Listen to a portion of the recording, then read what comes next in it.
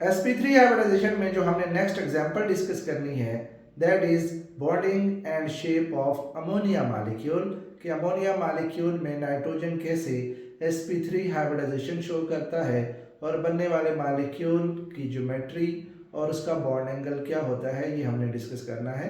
हम यहाँ पे नाइट्रोजन के इलेक्ट्रॉनिक कन्फिग्रेशन लिखते हैं। इसमें हम कहते हैं नाइट्रोजन के इलेक्ट्रॉनिक कन्फिग्रेशन में नाइट्रोजन का एटॉमिक नंबर 7 होता है। कन्फिग्रेशन 1s में 2 इलेक्ट्रॉन्स हैं, 2s में 2 इलेक्ट्रॉन्स हैं, 2px में 1 इलेक्ट्रॉन है, 2py में 1 इलेक्ट्रॉन है और 2pz में भी 1 इलेक्ट्रॉन मौजूद है। नेक्स्ट हम देखते हैं कि इसमें वैलेंस ऑर्बिटल जो है वो 2s और 2px 2py एंड 2pz हैं। इसमें एक्साइटेड स्टेट नहीं होती क्योंकि इलेक्ट्रॉन जो है आगे कोई वेकेंट ऑर्बिटल नहीं है जिसमें इलेक्ट्रॉन ट्रांसफ़र हो, तो इसकी डायरेक्ट हाइब्रिडाइज स्टेट है जिसमें हम कहते हैं 1s 2 इलेक्ट्रॉन्स, sp3 2 इलेक्ट्रॉन्स, एक sp3 में 2 इलेक्ट्रॉन्स हैं, then sp3 1 electron, sp3 1 electron and sp3 1 electron. ये हमारे पास इसकी आ जाती है हाइब्रिडाइज्ड स्टेट, ये इसकी हाइब्रिडाइज्ड स्टेट है। तो डायग्राम से हम देखते हैं, कंसीडर कर लें ये 2s ऑर्बिटल है नाइट्रोजन का, ये 2px ऑर्बिटल है, 2py ऑर्बिटल है एंड 2pz ऑर्बिटल्स हैं। नाइट्रोजन के एटम के ये ऑर्बिटल्स जो हैं वो मिक्स होके new equivalent 4sp3 hybrid atomic orbitals बना देते हैं।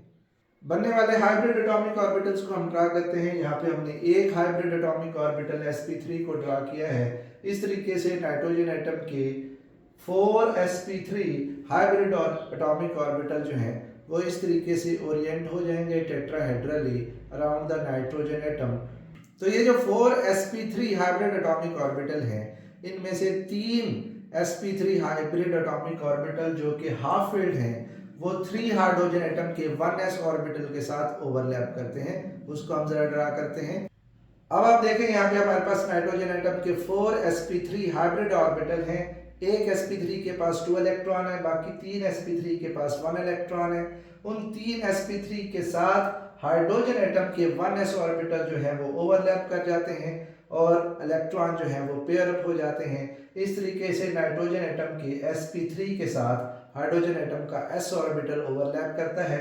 इस ओवरलैप को sp3s ओवरलैप कहते हैं।